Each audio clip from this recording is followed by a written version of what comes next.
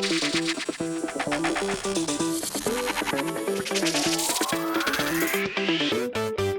Chicago Bears have signed tight end James O'Shaughnessy to a one-year contract. What's up, guys? I'm back with another Chicago Bears free agency update video. If you guys want more of these, definitely be sure to subscribe to my channel. I'll be reacting to all the signings the Bears make. There's still a lot to come.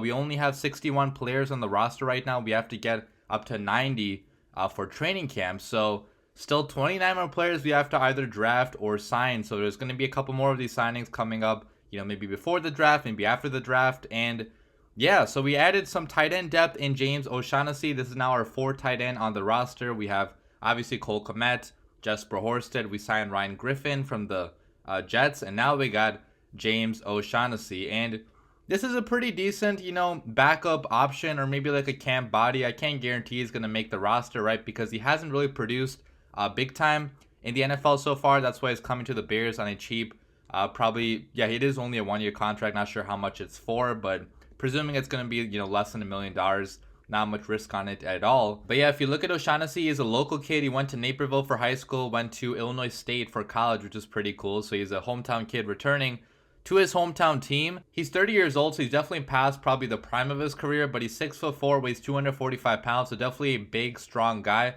Coming out of college, he was pretty athletic too, and he's flashed that athleticism in the NFL here and there as well. So definitely a guy that can move, probably a better pass catcher than a blocker. And if you look at his stats so far in the NFL, it's nothing really eye-popping. So he started out with the Kansas City Chiefs back in 2015, which is why Ryan Poles probably brought him into the Bears, because Ryan Poles was also with the Chiefs back then in 2015 when he was drafted by the Chiefs in the 5th round. And if you look at his stats, they weren't anything eye-popping with the Chiefs. He was mainly a special teams player, only had 87 receiving yards first year, -1 the following year, so really not doing much at all with the Chiefs. Then he went to the Jacksonville Jaguars, where he's been ever since 2017, and he has had some decent moments here and there, but again, nothing really too much to talk about on the stat sheet, right? Like, it's max of like 262 yards back in 2020. Had a couple touchdowns here and there, a couple big moments where he had some pretty nice catches, some bobbling catches, some diving catches, but overall he's been a special teams player and mainly like a backup tight end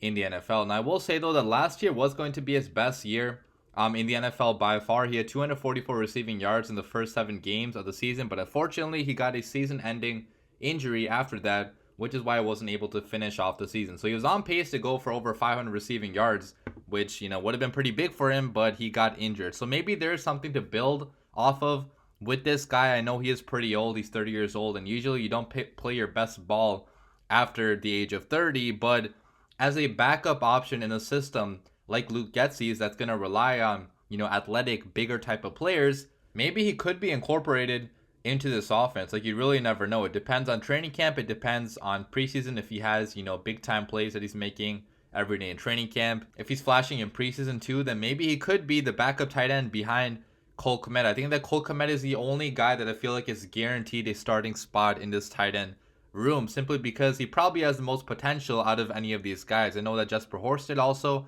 has flashed here and there. Ryan Griffin was kind of a so-so signing, in my opinion. Nothing really too special. Another camp body that is going to compete to be on the roster. But there definitely is some potential in James O'Shaughnessy. And if anything, he could just be a special teams player, right? Because he is pretty big. He can move. And those types of players are coveted sometimes on special teams. And he's already played there, a bunch of times during his NFL career. So let me know what you guys think about the signing down below in the comments. Nothing really too special, just a depth addition on a cheap one-year deal. But who knows? Okay, sometimes these signings can turn into something big when you least expect it. So again, let me know your thoughts down below. But as always, bear down.